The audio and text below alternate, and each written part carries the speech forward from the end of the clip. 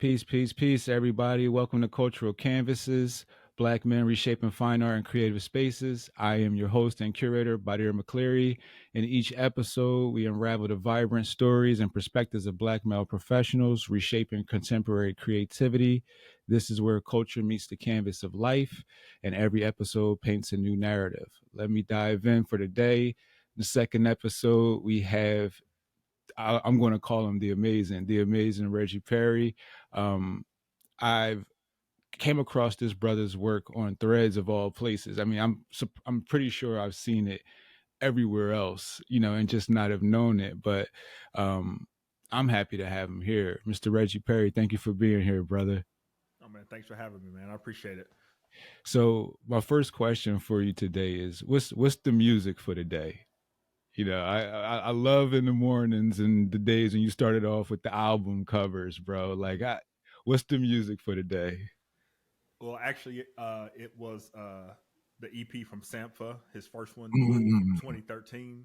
So that's like one of mm. my favorite albums of the last decade. And I just got it. They just did a re-release and it just came in the mail yesterday. So I was listening to that earlier. It's crazy. I had first came across Sanford on Kendrick Lamar's album. Hmm. I had never heard of his work before that, and then I heard, being from Philly, I heard Wallow Hmm. go crazy over Sanford. He was losing his mind, like yo. And when I was down, Sanford was the only thing that kept me up. So I started to really pay attention to that brother's work, and he's talented on Super a talented. different level. Like, Yeah, I started listening to him back in like 2011. So he was yeah. on Subtract's first album, and then he did on Drake's the one from 2013. He was on there, and then he released Duel, and I just kind of kept track. He was on Solange's album, Lil Wayne samples. He's been Yeah, on a lot of places. Yeah, he's been crushing it, and it's like he has one of those voices. One of the things with music nowadays is like, everyone hears, like, everybody sounds like, you hear an R&B song, it sounds like the next five that you'll hear or the previous three.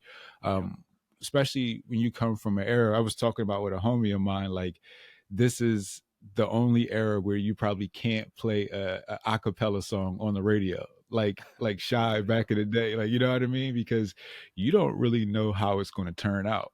yeah, Like he was true. saying, like, you don't know if the person really could sing, you don't know if they're going to bring that energy. But it was like every group, every singer had that distinct voice. Every group had that leader of, that voice that Hmm. really brought people in. And it's kind of like a dope segue into my first artistic question for you is, how did you find your voice in what you do in the creative space? Man, to be honest with you, man, I always kind of looked at myself as like more like a chameleon. Mm, So it's just like whatever captures me in the moment is like that's kind of what I'm working on, right? So it's like I kind yeah. of built in research and like inspiration into my daily practice. So for example, I tell Mm, people on on my Chrome, for example, I have a Muesli. It's a plugin and it gives you like all of the like art, tech, design news of the day. So when I open up a new tab, I might see something on Behance, but oh, that captures my eye and stuff. So I kind of just yeah. work it in.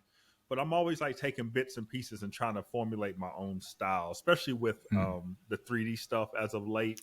Like there's so many different ways that you can go. You can kind of get distracted, and I started doing it like 4 years ago now. So as I get yeah. more and more into it, I kind of see like a style and developing and like my voice developing with it. But Hmm. at the end of the day, especially with the 3D, the underlying like tone of it is like black, right? Like blackness. Hmm. So I want to explore those concepts. Like if you really kind of dig into like the 3D space and you look on the Behances and the Pinterest and stuff, you're going to see a lot of amazing dope artists, but it's usually like either like anime influence or it's Hmm. like just like females with like unrealistic bodies that cartoons that they like to do stuff The like that. maga, it's like the magma or manga, right? Yeah, That's the, yeah, yeah. all that kind of stuff, right?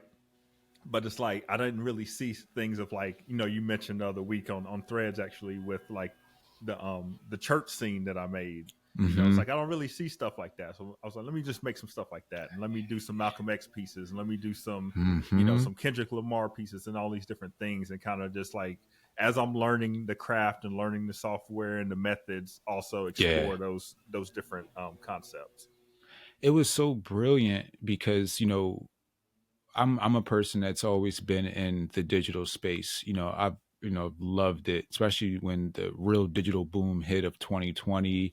Messing around with NFTs, creating all types of different smart contracts. So, like alongside my creative side, I code as well. I come from a tech background and also an arts background. So the actual tech of 3D, of blockchain, of design, that amazes me almost more than the actual result. So when people will say, I'm going to post this in progress video, I'm excited for that because when you see the finished product, to me, all the excitement is gone from the artist in a sense. Mm-hmm. Like you really see, like when you visit artist studios and things like that, you really see how that artist is engaging with the work.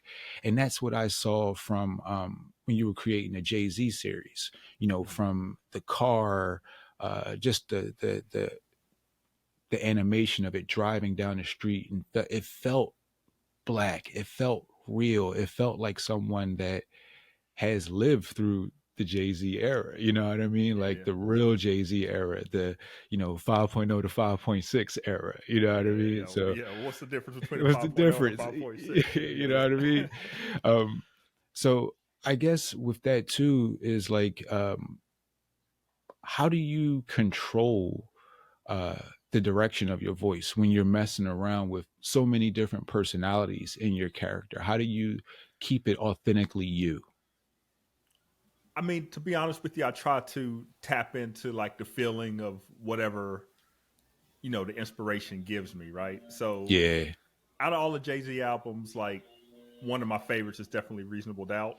And I yeah. actually came onto it later because I grew up in the South, I grew up in the country. So like 96, 97, 98, like it was, No Limit, Cash Money, Oh Outcast, yeah. stuff Oh like that. And yeah. it's like you would hear the singles, but you wouldn't like none of my friends really had like the Reasonable Doubt album, right? So it's like around 2001, 2002, I really started getting more into like Jay Z, and it's like, oh, like I love this album. Like I would go back and listen to it. I still listen to it to this day. So I just kind of Mm-hmm. go for the feeling of like whatever it gave me, like inspiration wise. I try to like incorporate that into the art. Like with that Jay Z piece, it's like I have so many different iterations of it because it's like I can imagine. I remix basically I remixed like 5 songs of Reasonable Doubt, right? And I'm gonna do like a music. I want to do like a musical 3D kind of like story piece, and it's like tells the Yeah. story out of order, but it's like all tied into the songs. But it's like a lot of work, right? So it's like Mm-hmm. sometimes I step away, I go over here, experiment with some other things. Like right now, we talk about Nomad Sculpt, right? Yeah. I've been in Nomad Sculpt every day for like the last month, like at least an hour or two, just sculpting, getting that together. So when I circle back to the Jay-Z piece, like I can make an original character instead of maybe using like a bust of him. You know what I mean? Like I can kind of Mm-hmm. make my own stylized character and make it my own. So it's an ongoing project that will eventually get released, but it's like it's Yeah. always in my head when I'm working on other things, right? So the music is Yeah. done though. I'll send you the Yeah. music. Yeah. Yeah.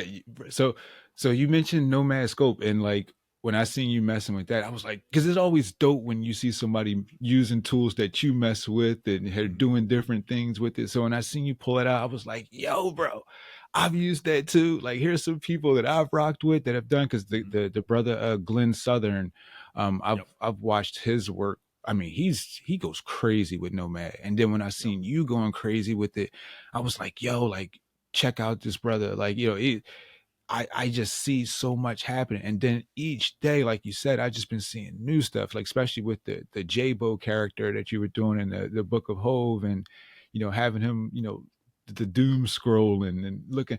And I think that's one of the parts of practice that I think a lot of artists miss, is that's addressing the current events in their sketchbook, because Nomad is exactly that, especially for a person that builds in 3D, a person Mm-hmm. that doesn't have the tools, sculpting tools around them physically. They could go to, Nomad and start to emulate and replicate some of those tools. Mm-hmm. That sketchbook, I think, is important. And for a viewer to understand how, they would formulate a project, I think seeing someone's process, like how I saw yours, is a great way for a potential client to know exactly what they want. You know what I mean? Like I can look at it throughout the day and be like, all right, he's given me 5 different variations of this character this week. They're doing this, they're doing that.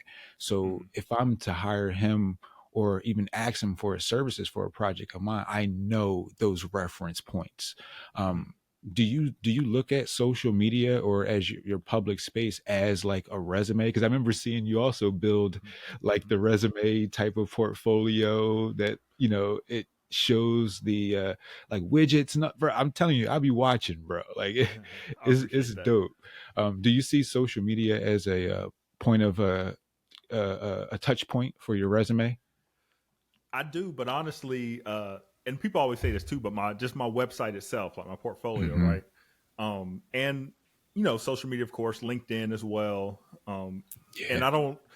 I always tell people it's like I don't really get too caught up on like the algorithm and the engagement and things like that because Mm-hmm. people are always watching and they might not engage, Facts. or it only takes one person, you know what I mean, to hit you up Yeah. and give you an opportunity to hire you for something. So it's like I might post something I spent 50 hours on, it gets 20 Mm-hmm. likes, whatever. But if Yeah. one person, you know what I mean, if one person sees that, and obviously I'm doing it for myself, I'm doing it to get better, I'm doing it because creativity is a practice. But if one Yeah. person sees that, I like this, like you said, I like what you did here, I like what you did there, let's work, I mean, I want to hire you for this. And that's kind of how I look at it. So I always tell people just like the passion projects, that Mm-hmm.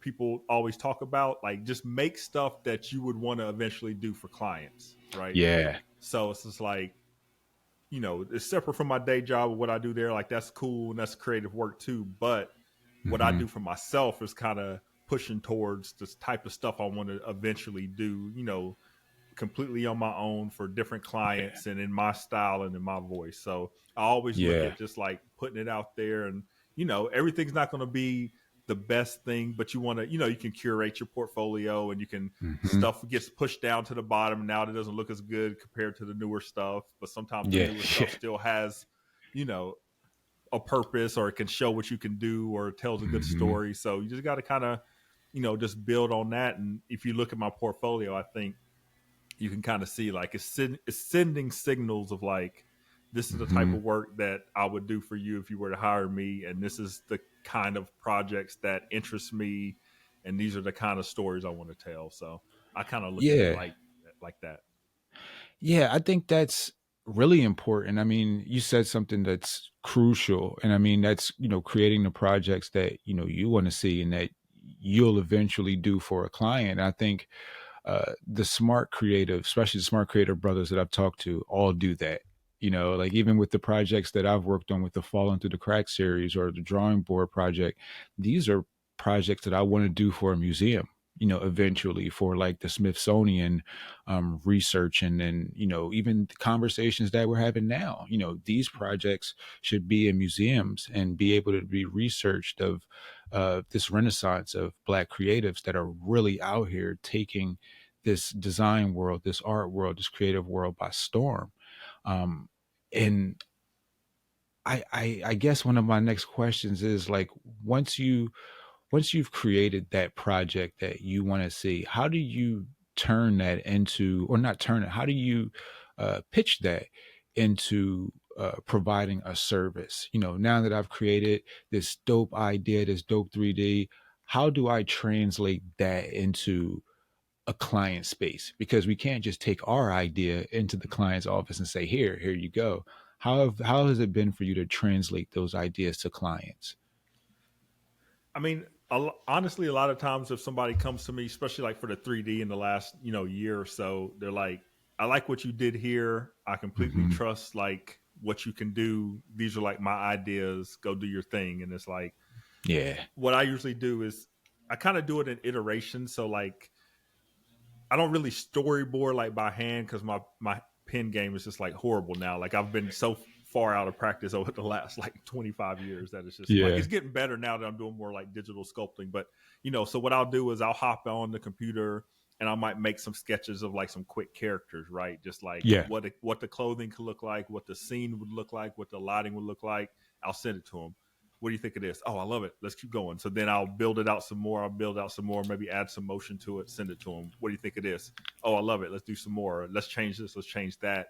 And after we get, a few back and forth, then I just kind of go at it and just, put Mm-hmm. my head down, work through it. And then that's pretty much the process, when it comes to that for translating it to a client. Because if you're looking at my work and you're coming to me for that style or like what I can do, you know what I mean? The process is still kind of the same as far as the creative itself. It's just you got to bounce those ideas off of somebody else instead of just having it Yeah. all in my head. Is Are most of your clients like kids? And I say this in the most respectful way. Like, do they are they like a kid when they see the potential that 3D and what you can do with it does, to where they kind of go out of scope really really fast because they want to just see what your potential is with doing stuff with these characters? Yeah, I mean, it just kind of depends. I mean, a lot of times like they might have something in their head, right? And then it's Yeah. like I can send them a rough version of something, and it's just so far beyond Yeah. like what they were even thinking. They're like, "Oh my god!" Like just run with it. Yeah. And Yeah. and even with my design work and my day job, that's what I always try to go for, right? It's like give me your feedback, give me your ideas, let me know what you want, and then my thing is like to over deliver and the wow, like in everything. You know what I mean? So Mm-hmm. then, because I am an introvert, and it's like I'm not one to just be like calling up people or like being in their inbox like that or their DM. So it's just like my approach is to do such good work that they talk me up, and Yeah. that endorsement is going to be more powerful than me saying, "Hey, you need to hire me." It's more like, Yeah. "Hey, my guy over here, like a project that I just finished working on, came from somebody else. Like, you need to go talk to Reggie because he can do this for you." Then I do it for them, and it's like they love it, and then they're going to go tell Yeah. somebody else. It's that word of mouth, just that old school networking, Facts. marketing, business sense. Facts. Facts. So, like, I've always looked at 3D art, and of course nowadays it gets bastardized into all these other things, but I've always looked at 3D art as a form of fine art, especially when you place it in the context of how they tried to do with NFTs. Like, I'm a huge fan of NFTs, and I just think the approach with the art market and art practice was taken all wrong, Yeah. in that first iteration, because it started to um and to be fair, it kind of mixed in with the AI emergence too. So it kind of took the authenticity of the creator. It brought it into question, Yeah, I and, should and you say. had So crypto booming at that time, a yeah, bunch it of was. crypto scams, like a bunch of different things going on. Yeah, it was so People much. running PPP scams, like there was so much stuff going on at the same time. Oh It's like, man, the PPP. All right, so let me segue real quick to PPP scans now. So, how many people during that time had hit you up to be a part of a PPP scan? Because 3D, avatars, profile pictures, all of that stuff was buzzing for a real year and a half. And people were creating 10,000 editions of this, mhm. 10,000 editions of that. How did your practice, and how did you get fit in or warped into that, or were you even warped into that whole environment? I mean, I wasn't really warped into it too much. I did experiment with some NFTs and minted some stuff and things like that, but I was also like only a year into like 3D at that time Mm. too, so I was Hmm. still learning like you know how to UV unwrap, how to Yeah. use blend. You know what I mean? Like I'm still how to Yeah. texture all these things. So at that time, I'm still learning these things, so I couldn't really jump in and just be like, yeah, I could create 10,000 because now thinking in my Hmm. head, it's like okay, you get a Python script, you make you know a Yep. beanie and you add 15 different colors and you have some glasses and you add 15 different colors and you add all these different variations together and you have 10,000, you know what I mean? So it Yeah. makes sense to me now, but at the time I'm just trying to figure out how to like box model something, what I mean? How do I make glasses in 3D or something? So Yeah. And to me, with I agree with you on that, because when I first came into the NFT world, especially being from the fine art world and the tech world, I was looking at things a little bit too logical, if that makes any sense. Because when I look at it, I'm looking at the permutations, or I'm looking at the calculations. Okay, for every, like you said, every hat, you can put a hat in glasses, you can put a hat in this, a hat in that. So Mhm. I'm looking at the calculations around it. So I'm like, all right, what formula do I need to do that? And then Mhm. I'm on the creative side. I'm like, well, they're kind of like art prints, with each variation being an identifying print, an original in a Mhm. sense. But then I started to kind of get into the logic of it, and I was like, this isn't practice. This is the ability to create skins. You know what I mean? I was like, Yeah, this is yeah. starting to feel like Fortnite, like I'm working for Fortnite, or doing one of those games. And then it kind of hit me like, okay, this might actually be the future of gaming. You know what I mean? Of not really having collectors come and collect these works like they would a traditional Picasso or Basquiat or things like that, but they collect them as attributes of in a game into a gamified world. And then I started to see 3D and AI and all of these different tools, because that's what they are, tools. People like to say, "Oh, they're going to take over." I don't think that. I think they're going to become tools. But I started to see how all these tools became really big players in a new market. Um, did the market or the ability for visibility change your approach, or made you go into 3D a little bit heavier? um how did you interact with that? I mean, like, so for over the last 4 years, because I always tell people, like, we had from the start of the pandemic, we literally had like a crypto, we had GameStop and all that, right? And then we had Mm-hmm. crypto, then we had NFTs, and then we had AI. And it's like, by the time we got to AI, I was like, a lot of the stuff is like distractions, because it's like, Yeah. let me just kind of see where that dust settles and just keep focusing on the actual skills themselves, right? So like you Yes. said, AI, in my opinion, is a tool. I don't think it's Mm-hmm. going to replace, because for one, and I tell people this a lot of that stuff actually looks the same, because Facts. from the and obviously, since you're a computer engineer and things of that nature, like, that it's basically taking the average of all of these things and making something, Mm-hmm. right? So what it's spitting out, it might look cool, but it's also average. So, Yep. and that's what so, and that could be useful in some ways, but at the same time, there are some tools, like some of the stuff like the generative fill in Photoshop, right? I did a piece Mm-hmm. yesterday.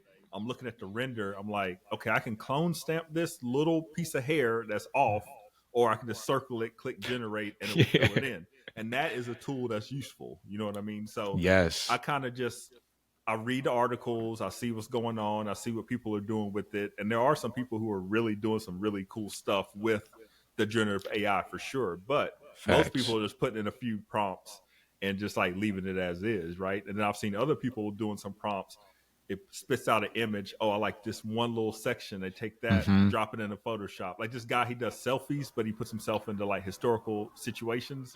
I So it's think I might have seen that dude. yeah, so it's like he was like boxing Muhammad Ali or something like that. So Yeah.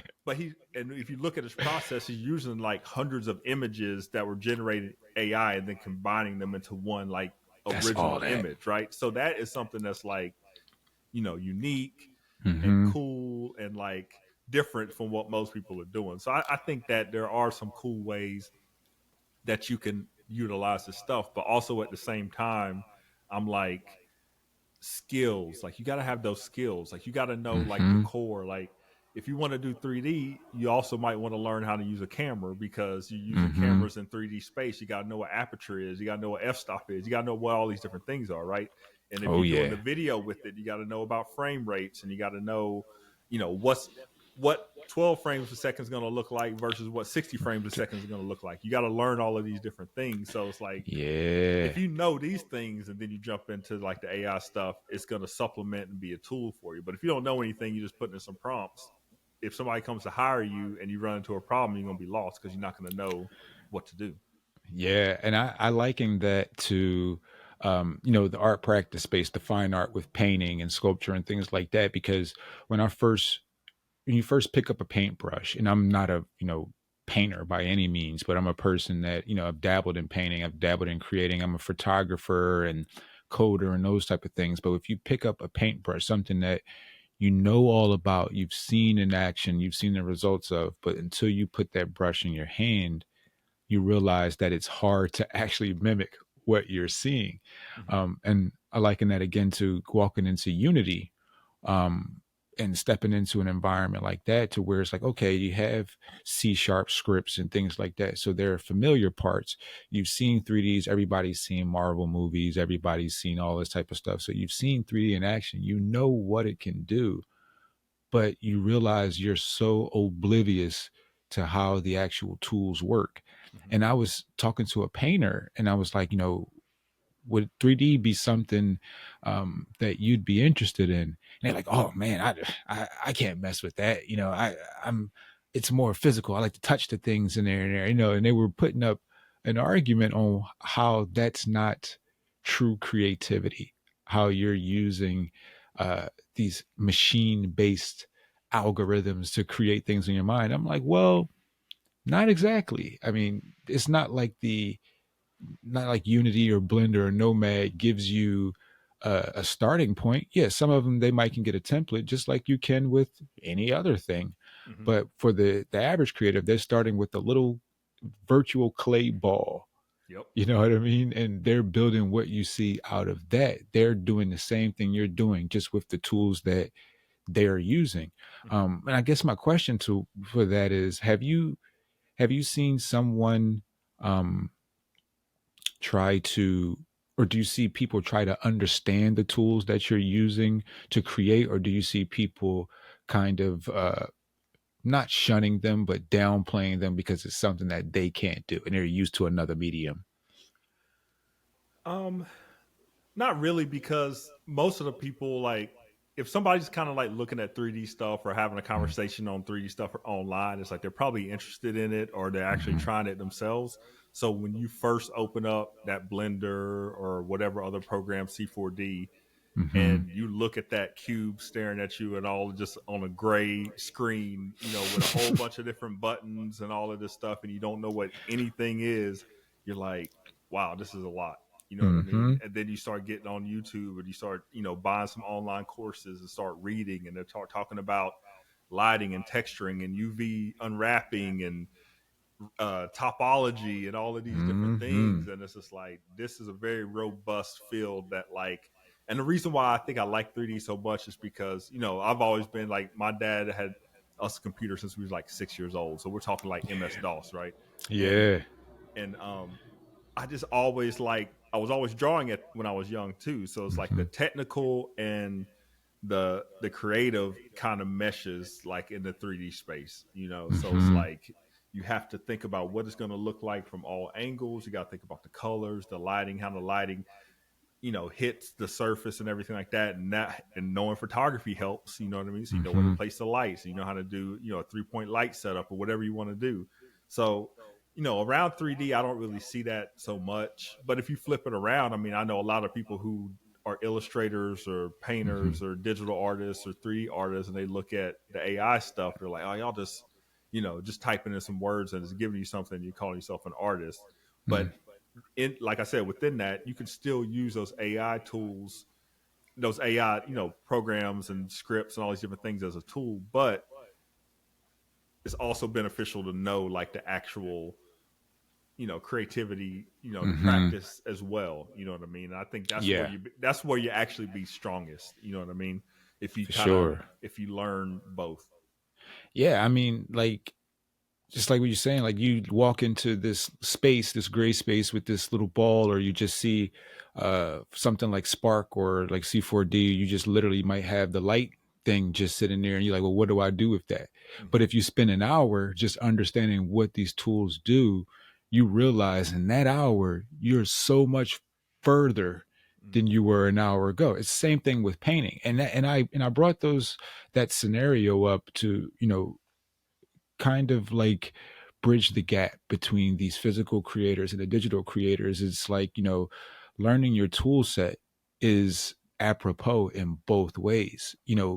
Artists would say, well, I spend 50 hours painting and learning how to, use a certain brush and learning how to use a certain thing. And I'm like, well, I know an artist that uses Procreate that does the same thing. Mhm. How is that different? So I guess it, for an artist, it really blows my mind. For a curator, I don't see the difference in the arguments. You know what I mean? Like there's some really crazy, if I must say, arguments on digital and physical art creating. What's the most astounding or most baffling argument that you've probably seen about digital versus physical creating? Um, it's funny because somebody was talking about this on Threads last week, and it's a different discipline, but with music, right? So 20 years Mm-hmm. ago, a lot of the music was done with hardware. And when software Yes. started getting popping, everybody's like, "Oh, like software doesn't sound as good. It can't Yeah, do what the the FL hardware can do." Studio thing. Yeah, the FL Studio, right? I used to use FL Studio, right? Yeah, And I same was making, here. it's like I was, 19, 20 years old, so I can't afford to go Yeah. buy a $3,000 Chord Triton, right? Or So I have MP, to, that's like yeah, 2,500 or yeah. exactly. So I have to use this software, right? And then it's Yeah. like people bashing it for a couple years, and all of a sudden, Little Brother album comes out, and then all of a sudden, Ninth Wonder's on Jay Z Mm-hmm. album and Destiny Child album, and then it's like, oh, software. And then 3-4 years later, you got the machine, and you got the Ableton Push, Mm-hmm. and all of these different things. And I think it's the same way with like the digital stuff. Is that like a physical painter might look at that and be like, oh, it's not the same, it's not the same, but a lot of these arguments I find is usually just arguments within people in that same field, right? So Mm-hmm. if you paint something on a canvas or you paint something in Procreate, right? The person seeing it online or wherever doesn't really care how it was made if it looks Yeah. good and it evokes an Yep. emotion and it makes them feel good or sad or whatever the emotion that they were trying to invoke through that piece of art. So a lot of these things is like I just kind of started ignoring those kind of arguments because the who are you trying to impress? Are you trying to impress like the other artists? Or are you trying to, you're probably not going to sell your art to another artist. You're probably going to sell it to somebody who collects art or who wants to buy some art. And they don't care Mm-hmm. how it's made. They just want something that's on their wall that looks good that nobody else has. You know what Yeah. I mean? So that's kind of how I always looked at it, even from 20 years ago with like the music, like, oh, hardware. Now nobody talks about hardware. Like nobody's like, the only Yeah. hardware, they're just controllers. They don't actually make any sounds themselves because everything's coming from the computer. So That's facts. it's kind of the same thing, in my opinion. And when we bridge the conversation with art and music, I look at AI and digital tools kind of like MIDI. You Mm-hmm. know what I mean? Like there's because you said it profoundly, like they're controllers. Mm-hmm. And if you understand how to use these emulators and controllers, or connecting VSTs to FL Studio, or adding different sound packs to MPCs and things like that, you're just enhancing your overall practice. Mm-hmm. Um, how have how have your family seen your digital creation practice? Are they looking at it as that, all right, that's just Reggie's job, or are they saying that's Reggie the creator? How do they see it? Um, to be honest with you, I mean, my wife, she's a graphic designer as well. So, Dope. like, and she used to paint. She went to art school and stuff, and everything. But it's like I would just remember that in 2020, it was literally right before the pandemic. My son was about to Mhm. be born. My son turns 4 next month. So I just started this like Nice. 4 years ago. And the pandemic Nice. hit, and I was just like, when I started making 3D, I was like, oh, this is kind of like talking to my inner child, right? Like I used to always draw. Mm-hmm. I used to always be on the computer. I was obsessed with like, The Lion King, and then Toy Story came out later that year. And I was Oh, just hell like, yeah. this is just like the best thing ever, right? But I always thought it was like out of reach. Like I was like, how do you become Mm. a computer animator? How do you make 3D art? I'd see it like I'd be on Tumblr back in the day, just like saving Yeah. all of these like dope 3D pieces. Like, how do these people do this? Like, this seems like impossible, right? And then Mm-hmm. I was sitting at work one day, and I was doing like just usually on downtime, I'll just do like some tutorials and stuff, like some Yeah. after like go brush up on my After Effects skills or whatever, and then C4D Lite is in Mm-hmm. After Effects, so I tried that out, Mm-hmm. and I made a little Game Boy. I was like, oh, I can do this. And then the pandemic hit, and I didn't have to get up and drive to the office at 6 in the morning and be in the car for 2.5 hours a day. And it's like, Yeah. let me really utilize this time. So it's like all that time that I got back, I just started dedicated. And now that like my middle daughter, she's 5 now, my son's about to be 4, and they see me sitting here, like my son just literally be sitting right there, like from when he was in his little rocker up until now. Like now he sits here and Yeah. plays like the Switch and stuff. And but my daughter will like get some pen and paper out and start coloring and start drawing, and she's actually getting Wow. pretty good at drawing. So I want them to see what like a creative practice looks like. You know what I mean? It's like it's not something Yeah. you just sit down and do and all of a sudden you're good at it. Like you have to, it's a Hmm. practice. Like it just is a Yeah. practice. You do it every day. If you can only do it for 10 minutes, fine. If you can do it for 5 hours, that's cool. But you just keep Hmm. practicing every day. And since we're all like kind of, me and my wife are creatives anyway, it's just kind of like our lifestyle. So it's like Yeah. if I have a creative block, I don't really believe in creative blocks, but if I have one, like I go cook, like I Hmm. cook almost every day, right? So it's like that's Yeah. another way to be creative. And it's like, oh, you do that, or I'll take some photos, or if I really get creative block, I don't really make music that much anymore, but I'll make some music or whatever. So I just Yeah. kind of, I think, within this house, it's just like that's just kind of what we do, right? We're singing, we're dancing, we're making stuff, we're shooting little videos, like we're just being silly. We'll, if they want Yeah. to hop on Illustrator and draw on the tablet, they can do that. You know what I mean? So this is kind of, Yeah. this is kind of our life. You know what I mean? That's kind of intentional because that's what we want. You know? That's beautiful. How have the kids shaped your creative direction with characters? Because I've seen you do some really cool stuff, and you'll get ideas from other artists and other creators, which I think is super dope, and then you'll translate their idea into something 3D and cool. How have the kids really inspired your creativity? Because they'll see something that you're working on or something on TV, and they'll say, "Oh, my dad can make that." They'll bring something that, "Dad, can you make this into a walkable character?" How does that inspire you? Yeah, I mean, like I said, even from the time of Toy Story, like I've always kind of been huge into like the animated films, like the animated cartoons and stuff. So Yeah. we're always watching like Spider Man and Ninja Turtles and the new Trolls and all these different things, and I'll just be paying attention to the lighting, and it's like I'm the type of person like reading the credits, like what are all these different. Who's the lighting supervisor? Who does the rigging? Who's Yeah. the rigging supervisor? Like I never paid attention to that before, but now that I know Me everything that neither. kind of is involved in it, I start paying attention to it. I'm like, okay, these are all different jobs, and not to say that I necessarily want those jobs, but it's good to know the field that you're in and like what different Hmm. people do and what's available out there and things of that Yeah. nature. But I've always kind of leaned towards like I like the fun, bright stuff, but also kind of like the dark, serious stuff too. So Hmm. it kind of depends on my mood. But yeah, I do like I've created stuff that like upstairs in the loft, like where their TV is. Like I created a couple 3D posters or whatever, That's and I'm dope. working on some new ones for them and stuff like that. So instead of just buying something, what I mean, it's like let me make something that kind of looks like you, and we can get it printed out and Yeah. put it up on the wall and stuff like that. So yeah, I mean, it just depends because we watch so much different stuff. I'll see something and be like, "That's inspiring." Then I'll kind of pick from that and go from there. But sometimes I have my daughter draw something. And I'll try to like. There's a series that these 3D artists did where kids draw like monsters and they make them into 3D. Like so, Yeah. I might do something like that with her as well sometimes too. I think this point in the creative world or creative space is like the greatest time for creative parents and creative kids, um, because we all know kids have the most exorbitant and imaginative Yeah. ideas, right? And with even writing books and doing things like that, those ideas can be expounded upon to where they can have a story written behind them with Chat GPT. They could have, dad create characters in Blender and Nomad and sculpt it out and taking all of that and wrap it into an actual production.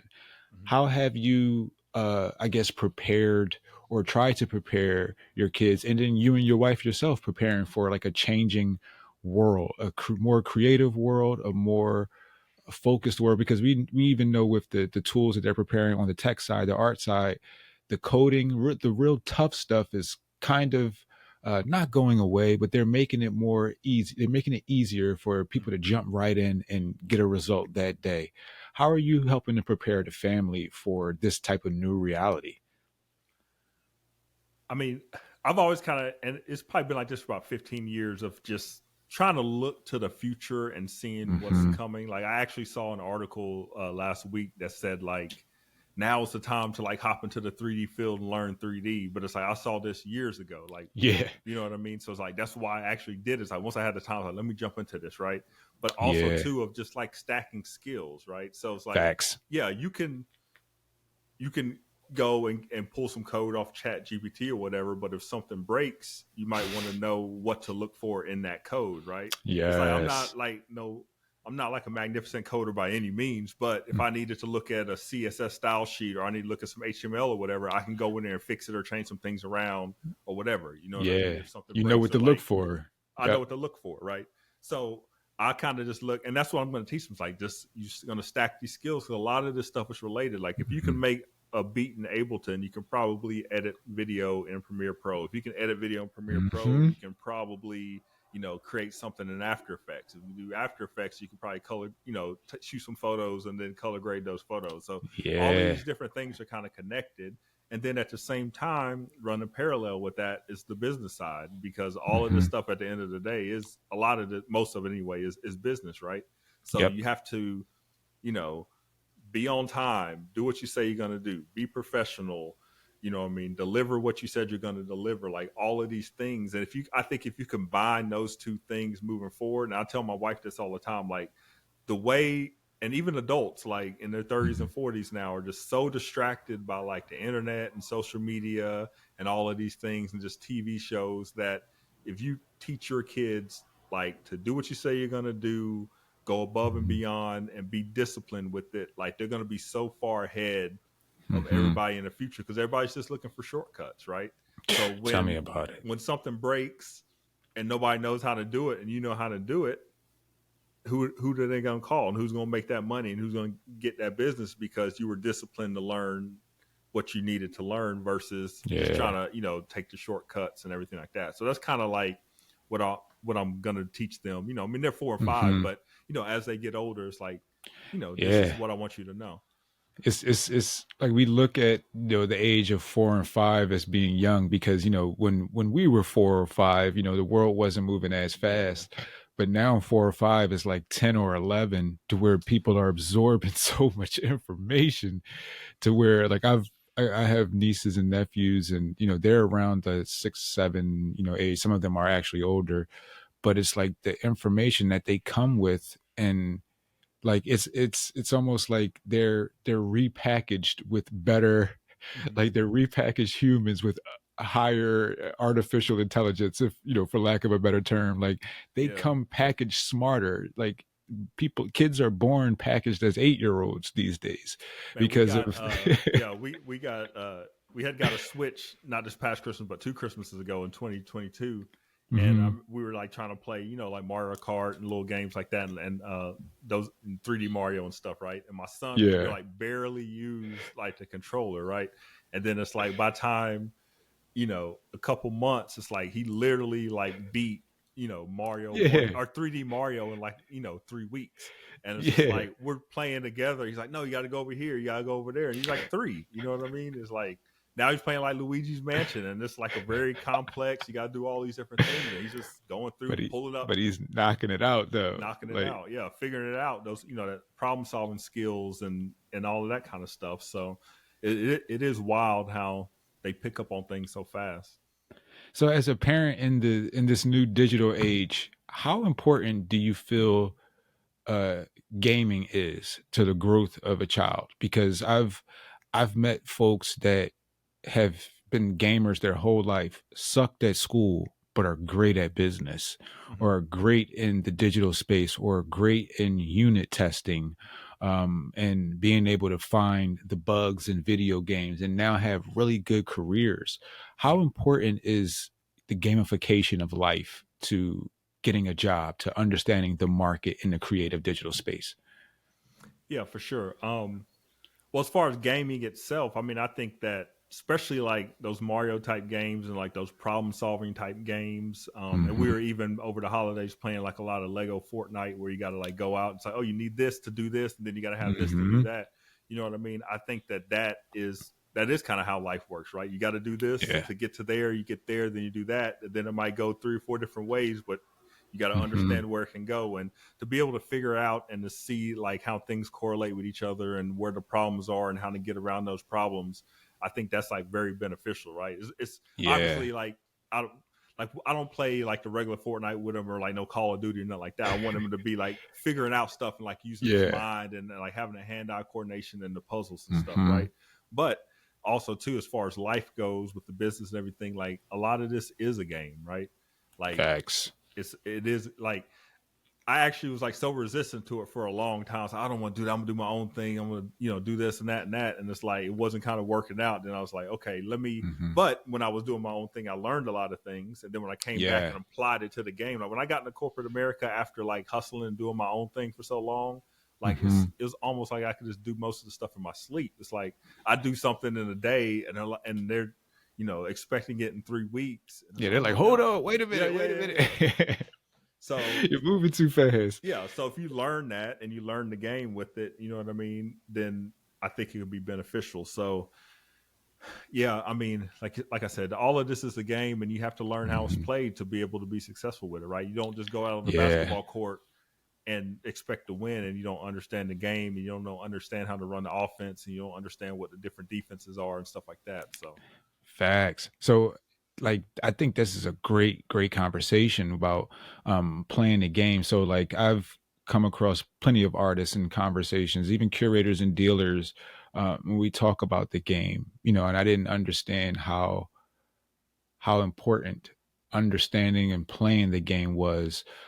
First of all, when I got started with this about maybe 12 years ago, owned a gallery, was doing all this stuff, but I didn't understand the game. And I tried to be innovative in a game that I didn't understand. mm-hmm, Um, so it took me going to grad school, it took me understanding, it took a couple of hits for me to understand that this game is played a certain way. Um, at a certain time, I started to become very fluid in the speak of the game, the definitions, identifying things, mm-hmm, and I started to identify when people who were taking shortcuts were getting the rewards of the game because they knew how to play the game mm-hmm, better. Because we're looking at talent, we're looking at our skill sets, we're stacking skills to be able to do this, and someone else is playing the game mm-hmm. better. How does it hurt or uh, drive you nuts when we see that? Whereas a position, like, man, I have the background, I have the skill set, I have everything, but I'm not playing the game as good as that person.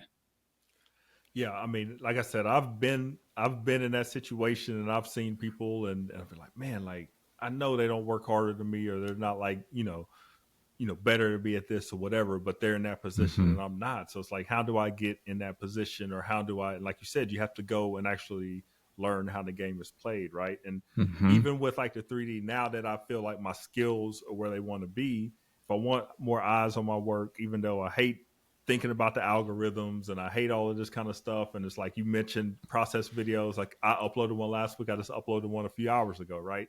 And it's like Mm-hmm. I just started saying, hey, I can just record while I'm doing this stuff anyway, and then just Yep. upload it and then see what happens. And then people like I actually got hit up. Oh, I found your YouTube or whatever. Like, do you know or do you teach Nomad sculpting or whatever? Yeah. It's like I've only been using Nomad for a month, but here's some They good. don't know that. Yeah, here's some people. Here's some people or whatever, right?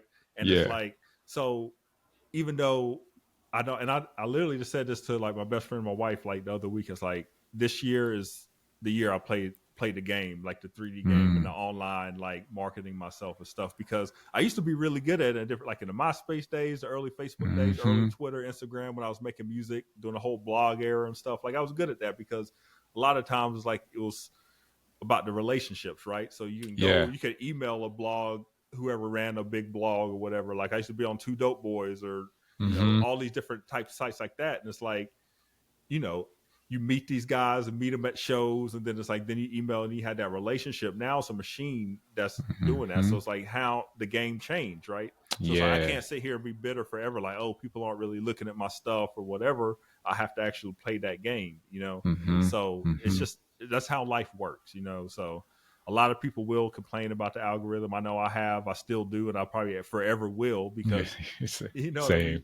But at the same. same time, you still have to, if you want to achieve a certain goal, you got to play within those parameters that are given to us at any given time, in history. I totally agree with that. And, adding on to the game, I mean, the art world is probably like one of the big, besides the finance world, is probably one of the biggest games, in our country. And you start to see again as you get smarter. I mean, I think I've been doing this art thing professionally about 10 years.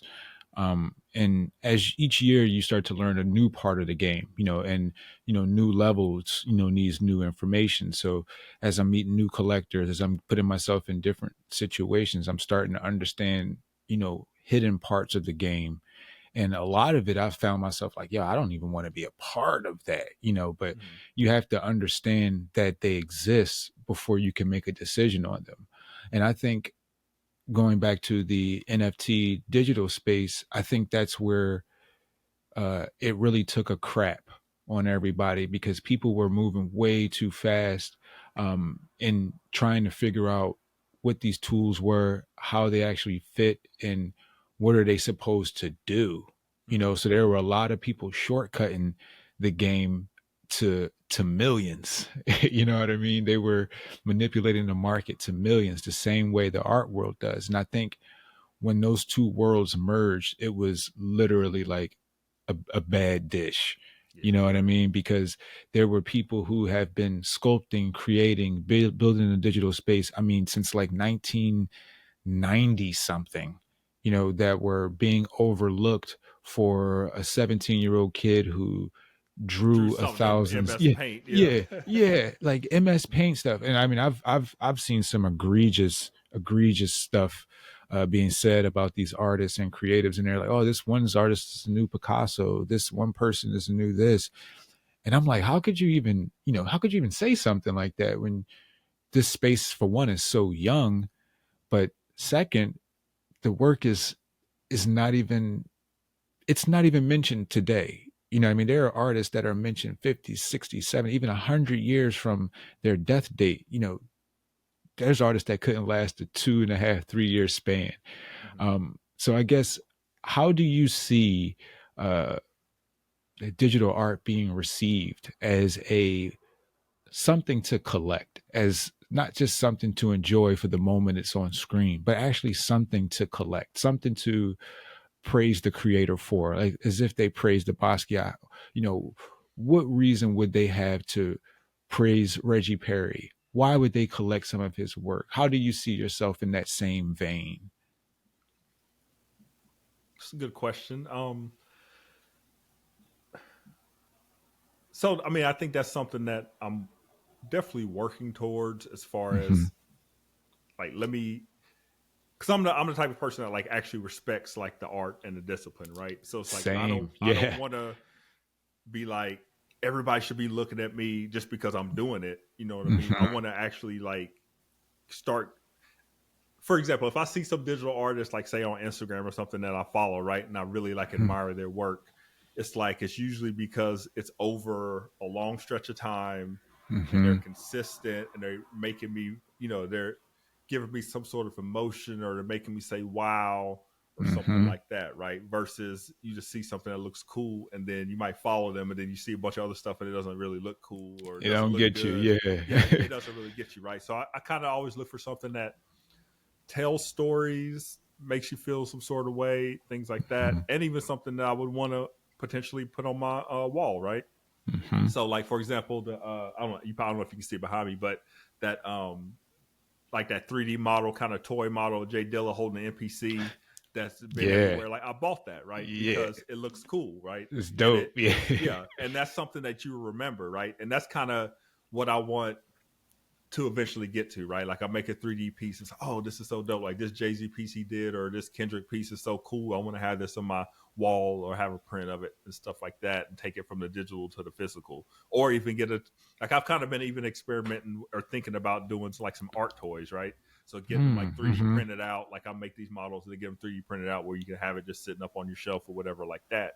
And that's how I would eventually want to bring it from, the digital space to the physical world, and that's something that people will look at, but oh, this is so cool, this artist, he did this piece or he did Yeah. that or he did this, this art toy or whatever, and it means a lot to me because this is my favorite artist. I like the way he interpreted it or something like that. So that's kind of like the Yeah. goal. I don't think I'm there yet, you know what I mean, because I'm still learning, I'm still growing, but eventually that's where I would want to be, you know what I mean, where I drop something Yeah. and people are like, yeah, I want to have that on my wall, I want to have that, that figurine or whatever the case may be. So um yeah, I just think that the consistency over time of being like, and it doesn't necessarily have to be physical either. Sometimes it'll be video because I like to make these Mm-hmm. remixes and then make the videos to it. So like if people are like, oh Yeah. man, this remix is jamming, and he did the whole, animated video for it too, and it looks really cool. You know what I mean? Like I guess that's Yeah. another way as well. I mean, if that makes sense.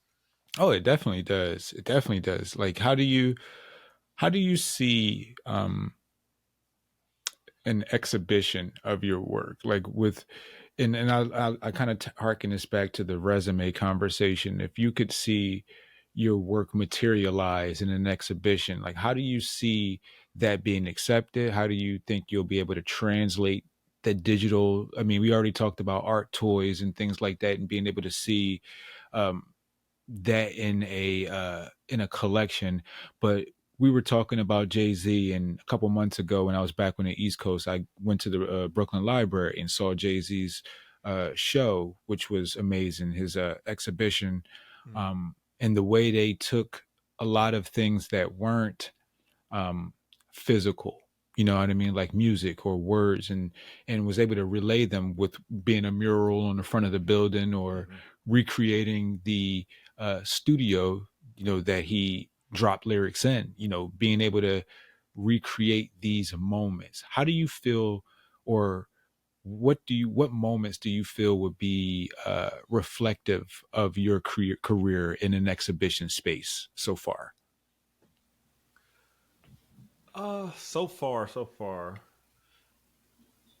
I mean, I've done. I don't know. It's kind of hard to tell, right? Because Yeah. I thought about it. Like I thought about like if I was to do some sort of like exhibition or something, like what would I want it to look like? Would it be interactive? Would it just be? I think it would be some sort of video, like some animated, like the 3D would be animated, maybe some sort of interaction, and of course to tell an interesting story. So, Mm-hmm. but it's just kind of hard to tell because I haven't really like I had a piece that was featured in like an art show back in the summer, and that's like the first thing I've had featured in anything since like a high school art show, right? So it's like it's How kind did of that almost. how did that change it? How did that change it for you? Because now you're, like you say, if that's the first thing since like a high school art show. Now there's someone looking at it as a piece of art. How did that change it for you? I think it definitely, like the last year, like especially at the beginning of last year, it definitely kind of changed my perspective. Like, well, maybe people would want to see like what I'm doing, Mm-hmm. because I had like I was making music for so long, and I had some success with music, and people still like contact me about music, but I don't really make it that much, right? And then I was like, I Yeah. was kind of just gone for like disappeared for a while, right? Just like learning photography, then start learning more video and learning 3D. So it's like now that I'm kind of putting myself back out there again, it's like, what do people kind of gravitate towards? Mm-hmm. But that's not the motivation, like Rick Rubin says, like I make art for me first, and then it's like if you like it, cool. But if I was to take a collection of different pieces and put it out there, like how would that be? Like I haven't even really thought about it, to be honest with you. Mm-hmm. Um, and I guess it would depend on what resources were available to me on how far my mind could take it as far as like would it be interactive, would it just be still shots or something. So I don't know. I mean, I think that a lot of the experimentation that I'm doing is probably laying the groundwork for that. So like by the Mm-hmm. experimentation, I mean like let me take a hip hop song that I love, right, remix it, and then make a video for it. So Yeah. that's kind of like combining all of my skills, like my skill stack in a unique way.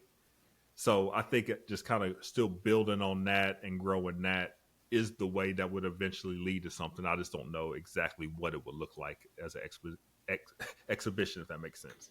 Yeah, most definitely. What do you think is a goal that you have that you're either really close to reaching, or you have you have it in your sights for the coming future? Um, I think the goal that's really, really close is me being able to take an idea from the idea to the finished product and it actually be a polished finished product. So starting Mm-hmm. at that with that cube or that sphere and then taking it into a whole world, like building out a whole world around an idea, right? Mm-hmm. So I think I'm getting really close to that, and that's why like I keep pausing like the Jay-Z thing, or like Yeah. I have Biggie remixes, I have a Most Def remix, I have some Common remixes, Oh man. I have a bunch of different stuff, right? Like a bunch of different music that I've just been sitting on because I'm like I want to make sure that these skills are so good, so when I actually sit down to make this experience around this music and with the visual experience of it, that it's like I can do it from top to bottom without being like, okay, how do I do this, or having to do this research, right? Basically, I'm trying to get to like mastery of the tools, and then I Yeah. think that's going to open up a lot more things, right? So that's kind of been really my focus. Is just like let me learn everything, just how the programs Yeah. work, how do you do this, how do you animate that, and how do you light this, and that's just kind of been my goal. But I think I'm getting really, really close. Like it's getting to the point now where like I just think it out in my head and it's playing in the background. And then when I sit down, it just kind of comes out. Yeah. What tool do you feel is missing in completing that goal? Um, I don't really, I mean, okay, I can't say that. It's the sculpting, right? So that's why I've been Mm-hmm. sculpting so much, right? So kind of Word, my goal for word. this year is like, if I sculpt something every day for a year, what's it going to look like Mm-hmm. in a year? Right. Mm-hmm. So that's my, that's kind of like my focus, right? And it's like, I know how to Word. take that and to do the retopology and then to drop it into iClone and then to animate Yeah. it and where to get the animations from and how to build the world and how to light it. So it's like, that's kind of like the weakest part because I want to have unique, you know, characters that I create instead of just using kind of like base models or stuff like that. So yeah. Yeah. Yeah, man. I'm telling you, like this has been such, you know, an insightful convo just on me. I'm sitting here, I'm looking at my Meta Quest. I got my Unity around. I got my iPad where I'm sitting, and I'm just like, man, what do I want to turn on first? Like, I get those moments of like crazy confusion or Mm-hmm. creative confusion to where it's like I have all of these different tools and I have these pieces of hardware, software, but I want to touch them all. You know what I mean? Like how do I determine what do I want to play with? What do I want to build? What skill do I want to build that day? How Mm-hmm. do One of my final questions is how do you continuously determine which skill is for that day, and how would you inspire or instruct creators to take their time with the skill or be able to pick a skill that is conducive to another skill and keep building on that skill set? Yeah, I mean, I think you have to be intentional about what the end goal is and what Mm-hmm. you want to do first, right? Yeah. So, like I learned, I was learning Unreal Engine, and it's Mm-hmm. like I can do cinematics Unreal Engine. I can drop the characters in there and build out a world and all that kind of stuff in there as well. But it's like once I learn that, it's like, okay, what can I learn next? Now let me make sure I get the retopology so that if Mm-hmm. it can render faster. If I don't want this Yeah. dense, I don't want a very dense mesh, and so it's like you have to learn. Yeah. Like, why is this taking so long? I have a good graphics card and all that stuff. Why is this taking so long? You Mm-hmm. do some research and you learn that. So then you start practicing that. And I think as you run into problems, it kind of will dictate, what to learn next. But you also have Yeah. to keep the end goal in mind at all times, right? So like I was making a bunch of videos and 3D videos and stuff, and it was like, okay, I got hired from some people to do some 3D videos, so let me continue to like grow that and learn those skills and become better at that. And then so it's like I need to render out this way instead of that way because it's Yeah. faster, and I don't need to render out at 1,000 samples because 150 samples or 100 samples is fine, and it's going to take Mm-hmm. 10 seconds versus a minute per frame. Like you start to learn all of these things, and then it's like then it kind of like narrows down what you're messing with and like where you're trying to go, right? Because Yeah. you could with 3D you can do literally everything, right? So you have to say, do I Yeah. want to be a VFX artist in a Marvel movie, or do I want to work at Pixar, or do I want to make illustrations that are like, whatever, right? So Hmm. you have to kind of decide on what you want to do, and then I think that will kind of lead you down the path. And the only thing with 3D that makes it confusing is because a lot of this stuff kind of overlaps. So it's like you Yeah. would start off maybe sculpting or doing some modeling for a video game character, but you would also start off in the same way for doing a 3D illustrated piece, right? So Yeah. I think that just having that end goal in mind is going to kind of dictate and keep the guardrails on where you're trying to go. Because otherwise, you could just go all over the place, right? It's like, for example, Yeah. True. I don't want to be a YouTube content creator that's just doing classes, right? That's not my goal, so I Yeah. don't do that. That's why I was even hesitant to even just recording and just uploading the time lapse, because that's not my Yeah. goal, right? So it's like I don't even look. I Hmm. wasn't even looking over there. Like I'm not paying attention to Yeah. that because this is my goal, right? So Facts. NFTs wasn't really my main goal. So like I read about it, I dabbled. I said, oh, $50 for some gas fees. I'm not messing with that. I'm gonna stay. Yeah. I'm gonna stay here. So I Yeah. think over time, as you progress and you experiment and you learn and you gain more knowledge, like you said, you learn the game of what you want to do and how you want to get to where you're trying to go. So a big goal of mine, to really my two main purposes, is like doing these kind of like animated, like I did a couple animated music videos last year for an artist. And Nice. then that's like one lane, and then the other lane are like these illustrations to where eventually, yeah, somebody might want to. I might do a limited run of prints and sell out Hmm. 100 prints or whatever the case may be, and just kind of grow that as well. So those are kind of like my you know, two pronged approach, I would say. Hell yeah. So where can folks find more of all this great stuff? Of course, on Threads, where I found it, because I'm a huge fan. But where can folks, get in contact to learn more about your practice, and they find some more of your stuff, your portfolio? Because I'm pretty sure after this, folks are going to definitely look you up, because that Jay-Z piece, I've told plenty of people about it, bro. Like I can't wait to see what that looks like. I'm a whole fan like everyone else. Like again, I just saw the exhibition, and then I come in and I see this brother creating all of these it was just like, yo, wow. So I appreciate that. Yeah, my website / portfolio was at Reggie Perry Jr. Jr.com, and then YouTube and Instagram threads is at Nobody Famous. word. So I get to do my end of show thing. Thank you for joining us on this episode of Cultural Canvases, Black Men Reshaping Fine Art and Creative Spaces. I've been your host, Badir McCleary, and I've had the great Reggie Perry Jr. here with me today. It's been an honor to explore the vibrant stories and perspective of this amazing artist. Remember, the canvas of culture is ever evolving, and these voices continue to shape the dynamic landscape. Stay inspired, stay creative. Until next time, keep creating the narrative.